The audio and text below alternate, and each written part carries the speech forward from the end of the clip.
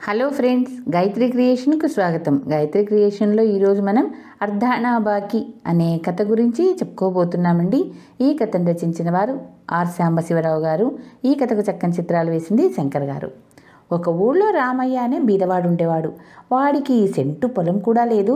ఎలాగైనా డబ్బు సంపాదించి తాను కూడా ఒక వ్యవసాయదారుడై మిగిలిన రైతుల్లాగా సంతకు సామాన్లు తోలుకుపోవాలని రామయ్య ఉబలాటం. కానీ అతను ఎంత ఒళ్ళు విరుచుకున్నా తన భుక్తికే సరిపోకుండా ఉంటూ వచ్చింది. చివరకు రామయ్య ఏదో విధంగా సంతకు సరుకు తీసుకుపోయి అమ్మాలని నిశ్చయించుకున్నాడు.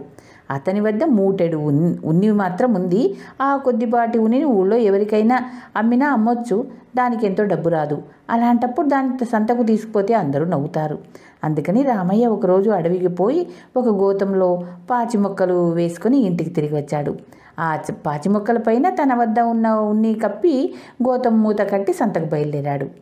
ఇలాంటి వాడే సోమయ్య అనేవాడు ఒకడు కూడా సంతకు ఓ గోతంలో సరుకు తీసుకొని వచ్చాడు.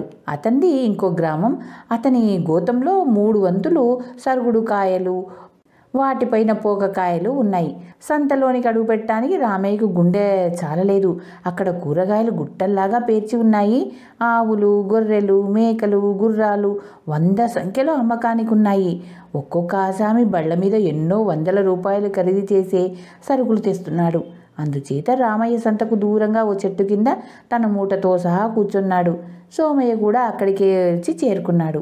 ఇద్దరు ఒకరినొకరు పలకరించుకొని నువ్వేం తెచ్చావని అడుక్కున్నారు. రామయ్య తన గోతంలో నుంచి ఉన్ని తీసి చూపించి బేషైన సరుకు అన్నాడు. సోమయ్య తన మూట నుంచి పోకలు తీసి చూడు నిమ్మకాయంత పోకలు అన్నాడు. సంత చాలా హడావుడిగా ఉంది. మన బేరం ఎవరు లక్ష్య పెట్టరు. మన సరుకులు మారకం చేసుకుంటే ఏం అన్నాడు సోమయ్య.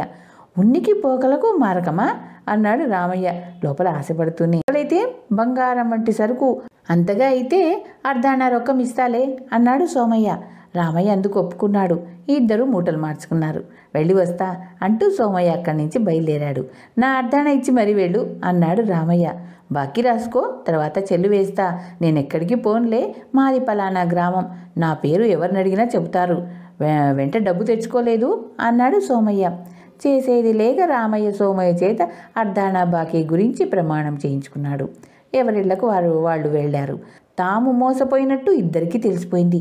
కనీసం అర్ధానా బాకీ అయినా వసూలు చేసుకుందామని రామయ్య సోమయ్య ఉండే గ్రామానికి వెళ్ళాడు. సోమయ్య ఆ ఊరి షావుకారు దగ్గర కమతం చేస్తాడు. అతను రామయ్యను చూస్తూనే మొత్తానికి నన్ను ముంచావే అన్నాడు కోపంగా. నువ్వు నన్ను ముంచలేదా ఏమిటి అన్నాడు రామయ్య. దానికి దీనికి చెల్లు అన్నాడు సోమయ్య. అదంతా వల్ల కాదు. నాకు అర్ధానా బాకీ ఉన్నావు, ప్రమాణం కూడా చేశావు, అది చెల్లువై అన్నాడు రామయ్య. నా దగ్గర చెల్లి గవ్వ కూడా లేదు. కానీ మన ఇద్దరము లాభం పొందే ఉపాయం ఒకటి చెబుతాను విను. మా షావుకారు ఇంటి వెనక ఒక లోతైన గొయ్యి ఉంది. ఒకసారి షావుకారు గోతిలో నిచ్చెన వేసి దిగుతుంటే చూశాను. అందులో ఏదో దాచి ఉంటాడు. ఇవాళ రాత్రి మన ఇద్దరం కలిసి ఆ గోతిలో ఏమున్నది తీసుకొని పంచుకుందాం. సాయపడతావా అన్నాడు సోమయ్య. రామయ్య కొంచెం ఆలోచించి సరే అన్నాడు. అందులో ఏదైనా నిధి దొరికితే ఇంత పొలం కొనుక్కుందామని అతనికి ఆశ కూడా కలిగింది. ఆ రాత్రి సోమయ్య ఒక గోతము తాటి మోకు తెచ్చాడు. అర్ధరాత్రి వేళ ఇద్దరు షావుకారి దొడ్లో ప్రవేశించారు. రామయ్య మోకు పట్టుకున్నాడు. సోమయ్య గోతంతో సహా మోగు పట్టుకొని గోతిలో దిగాడు. అతను ఎంత వెతికినా గోతిలో మట్టి తప్ప ఏమీ కనిపించలేదు. ఈ రామయ్య గడుసుపిండం వాడు ఏమీ లేదంటే మోగుదు గోతిలో పారేసి చక్కా పోతాడేమో. అందుచేత యుక్తిగా పైకి వెళ్ళాలి అనుకుని సోమయ్య తాను గోతంలో కూర్చొని గోతాన్ని మోకు కట్టి, ఇదిగో ఇక్కడ ఉన్నదంతా గోతంలో కట్టాను, దాన్ని పైకి లాక్కొని మళ్ళీ మోగు లోపలికి వేసి నన్ను కూడా లాగు అని కేకపెట్టాడు. రామయ్య ఉత్సాహంతో గోతాన్ని పైకి లాగాడు. ఈ సోమయ్య నమ్మదగిన మనిషి కాదు. వాడికి ఇందులో ఎందుకు భాగం పెట్టాలి, వాణ్ణి ఆ గోతిలోనే అఘోరించని అనుకుని రామయ్య ఉంట వీపున వేసుకుని తన గ్రామానికి నడవసాగాడు. అందులో సోమయ్య ఉన్న సంగతి రామయ్యకు తెలియదు. కొంత దూరం పోయాక మూట బరువు అనిపించి రామయ్య దాన్ని దించాడు. వెంటనే సోమయ్య మూట విప్పుకొని బయటకొచ్చాడు. దుర్మార్గుడా, నన్ను మళ్ళీ మోసం చేశావు అన్నాడు రామయ్య. నీ మంచితనం ఏమైంది? నిధిలో నాకు వంతు లేకుండా అంతా కాజేయాలని చూడలేదా నువ్వు? దానికి దీనికి చెల్లు అన్నాడు సోమయ్య. అదంతా వల్ల కాదు. నాకు అర్ధానా బాకీ ఉన్నావు, ప్రమాణం కూడా చేసావు అన్నాడు రామయ్య. నేను కాదన్నానా, నా దగ్గర ఉన్నప్పుడు వసూలు చేసుకో అన్నాడు సోమయ్య. ఎవరి దారిన వాళ్ళు వెళ్ళిపోయారు. తర్వాత సోమయ్యకు పెళ్ళయింది. పెళ్ళాం కొంత డబ్బు తెచ్చింది. సోమయ్య కమతం మానేసి కొంత పొలం కొనుక్కొని వ్యవసాయం ప్రారంభించాడు. అది బాగా లాభించింది. ఊరి బయట ఇల్లు వేశాడు. 3 పువ్వులు 6 కాయలుగా ఉంది. రామయ్యకు మటుకు ఎప్పటిలాగే ఒళ్ళు విరుచుకొని కష్టించి పొట్ట పోసుకుంటున్నాడు. ఒకనాడతనికి సోమయ్య బాకీ ఉన్న అర్ధన జ్ఞాపకం వచ్చింది. అది వసూలు చేసుకోవడానికి సోమయ్య ఉండే గ్రామానికి బయలుదేరాడు రామయ్య. సోమయ్య తన ఇంటి పంచెలో కూర్చొని ఉండగా రామయ్య వస్తుండడం కనబడింది.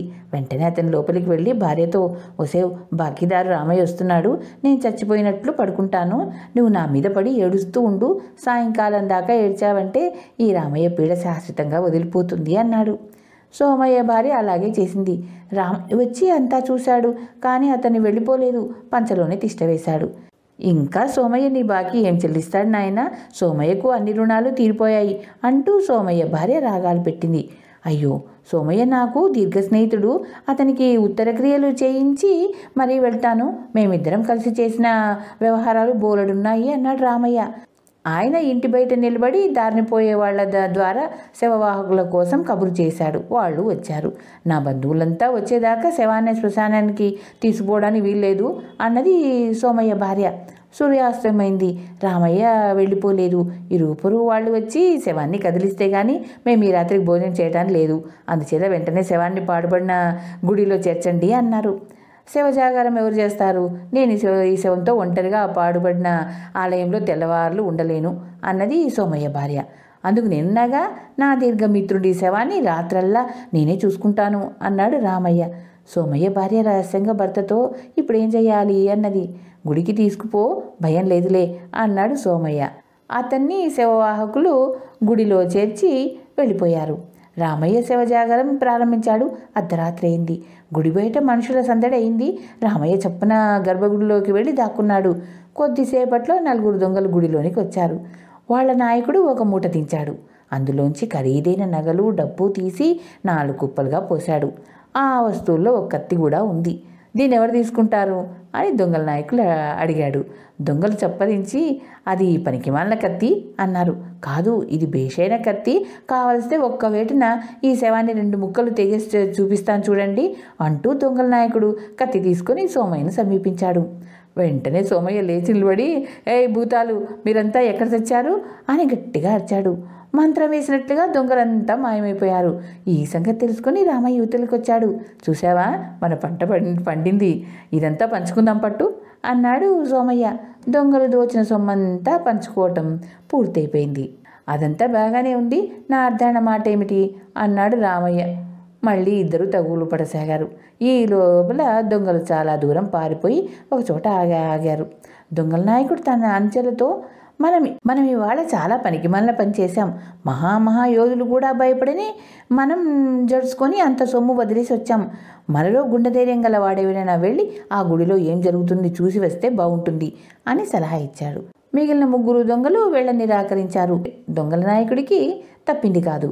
అతను గుండెలు చేతిలో పట్టుకొని పాడుపడిన గుడిని సమీపించి బయట నుంచి ఆలకించసాగాడు. లోపల రామయ్య, సోమయ్య ఇద్దరు గుడి మారు మోగేట్లు అరుచుకుంటున్నారు. "నా అర్ధాన ఏమైనట్టు" అంటున్నాడు రామయ్య. "నీ అర్ధాన నీకు ముట్టిందిపా" అంటున్నాడు సోమయ్య. ఈ మాటలు వినగానే దొంగల నాయకుడికి ముచ్చెమటలు పోశాయి. అతను మిగిలిన దొంగ వద్దలకు వెళ్ళి, "ఓయమ్మో, ఆ గుడిలో ఎన్ని భూతాలు ఉన్నాయో మనం ఊహించలేం. మనం దోచిన సొమ్మంతా పంచితే ఒక్కొక్క భూతానికి అర్ధానా వచ్చింది. అది కూడా అన్ని భూతాలు సరిగా అందలేదంట. ఇవాళ మనం లేచిన వేళ చాలా మంచిదైంది. పోదాం పదండి, బతికుంటే బలిసాకు తినొచ్చు" అన్నాడు దొంగల నాయకుడు. చివరకు రామయ్య, సోమయ్య రాజీపడ్డారు. తన అర్ధానా కింద రామయ్య దొంగల కత్తి తీసుకున్నాడు. తర్వాత రామయ్య తన వంతు ధనంతో ఇంటికి తిరిగి వచ్చి పొలం కొనుక్కొని పెళ్లాడి రైతు జీవితం గడపసాగాడు. సంతకు సరుకులు తోలుకుపోవాలన్న అతని కోరిక కూడా నెరవేరింది. ఇది అర్ధానా బాకీ కథ. ధన్యవాదాలు. చివరిగా మీకో మాట, నా ఛానల్లోని కథలు మరియు వంటలు మీకు నచ్చినట్టయితే లైక్ చేయండి. మీ బంధువులకు, స్నేహితులకు, తెలిసిన వాళ్లకు షేర్ చేయండి. మరిన్ని టేస్టీ వంటల కోసం, మరిన్ని మంచి మంచి కథల కోసం గాయత్రి క్రియేషన్ సబ్స్క్రైబ్ చేసుకోండి. ధన్యవాదాలు.